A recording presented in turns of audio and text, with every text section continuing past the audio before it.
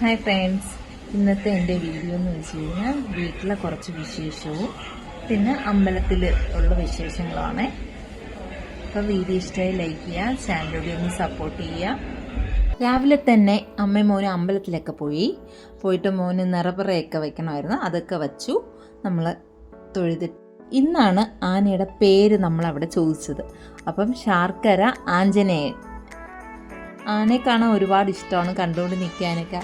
അങ്ങനെ കുറേ നേരം ആനയെ നോക്കിയിട്ട് നിന്നു ഞാനും മോനും കൂടി. പിന്നെ ആനയ്ക്ക് നിവേദ്യ ചോറൊക്കെ കൊണ്ടു കൊടുത്തു, അതൊക്കെ ആന കഴിച്ചു. അങ്ങനെ അവിടെ കുറേ സമയം സ്പെൻഡ് ചെയ്തു. ആന എല്ലാവർക്കും ഇഷ്ടമാണ്. ആന സുഖമായിട്ട് നിവേദ്യമൊക്കെ കഴിക്കായിരുന്നു. ഈ ആനയ്ക്ക് ഒരു പ്രത്യേകത ഉണ്ട് കേട്ടോ. എല്ലാ ആനയും അങ്ങനെയാണെന്ന് അറിയത്തില്ല. ഇപ്പോഴാണെങ്കിൽ ആന ശർക്കര ഒന്നും കൊടുത്താൽ ആന കഴിക്കത്തില്ല. ലഡ്ഡു, ജിലേബി അതൊക്കെ കഴിക്കത്തുള്ളൂ എന്നാണ് പറഞ്ഞത്.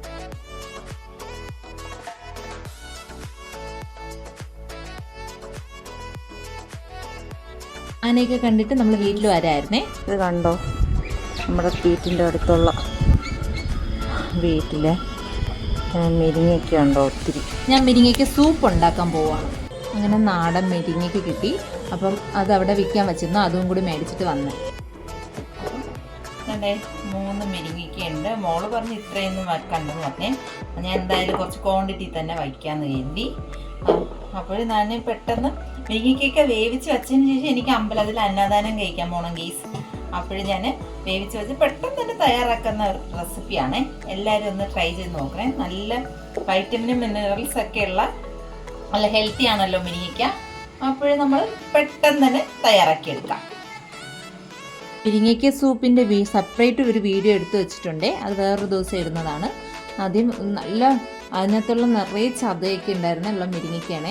അത് ഉപ്പും മഞ്ഞൾപ്പൊടിയൊക്കെ ഇട്ട് വെള്ളം ഒഴിച്ച് കുക്കറിലിട്ട് ആദ്യം വേവിക്കാനൊക്കെ വെച്ചു. പിന്നെ പാനിൽ കുറച്ച് എണ്ണ ഒഴിച്ച് വെളുത്തുള്ളിയൊക്കെ വശക്കി, പിന്നെ ഇഷ്ടമുള്ള വെജിറ്റബിൾസൊക്കെ ആഡ് ചെയ്ത് എല്ലാം കൂടി നന്നായിട്ട് വശക്കിയതിന് ശേഷം നമ്മൾ മിക്സിയിലിട്ട് ഈ വേവിച്ച മുരിങ്ങയ്ക്കയൊക്കെ അരച്ചെടുക്കുക. അതിനുശേഷം ഈ സൂപ്പ് അടിപൊളി സൂപ്പായിരുന്നു കേട്ടോ, നല്ല ഹെൽത്തി സൂപ്പായിരുന്നു. അപ്പം എല്ലാവരും ഒന്ന് ആ വീഡിയോ കണ്ട് സപ്പോർട്ട് ചെയ്യണേ ഗെയ്സ്. അത് വേറൊരു ദിവസം ഇടുന്നതാണേ. ഇതൊക്കെ മല്ലിയിലേക്ക് ഇട്ട് ഡെക്കറേറ്റ് ചെയ്ത് കുറച്ച് കോൺഫ്ലവറൊക്കെ കലക്കി ഒഴിച്ച് അടിപൊളി സൂപ്പ് റെഡിയായി കഴിഞ്ഞു. അങ്ങനെ നമ്മൾ ചെരുവാണ് കഴിക്കാൻ പോകാൻ ഗെയ്സ്.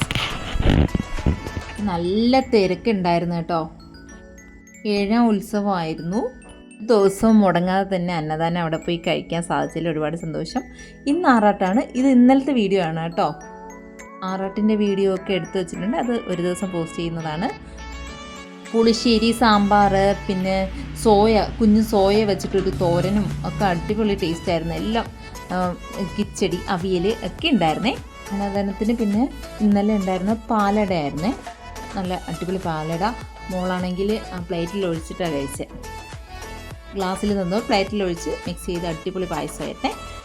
നല്ല തിരക്കായിരുന്നു. എന്നിട്ട് പെട്ടെന്ന് തന്നെ അവർ എല്ലാവർക്കും കൊടുത്ത് സെറ്റിൽ ചെയ്യാറുണ്ട്. വീട്ടിൽ കുറച്ച് സേമിയ പായസം ഉണ്ടാക്കി വീട്ടിൽ വന്നിട്ട്. പിന്നെ ഇതാണ് പ്രാർത്ഥന മോളുടെ അമ്മ. ചെറുക്കുട്ടനെ കണ്ടു, ഹാപ്പി ആയിട്ട്. പ്രാർത്ഥന മോൾ സുഖം ഉറക്കമാണ്. ചെറുക്കുട്ടൻ എല്ലാവരുമായിട്ട് നല്ല ഹാപ്പിയായി. പിന്നെ നൈറ്റ് വന്നിട്ട് ലൈറ്റൊക്കെ കാണാൻ പോയി. ഇത്രയേ ഉള്ളൂ അമ്പലത്തിൽ വിശേഷം. നൈറ്റ് നമ്മൾ ഫുഡെന്ന് വെച്ച് കഴിഞ്ഞാൽ ചിക്കൻ ഫ്രൈക്ക് പെരട്ടിയൊക്കെ വച്ചു.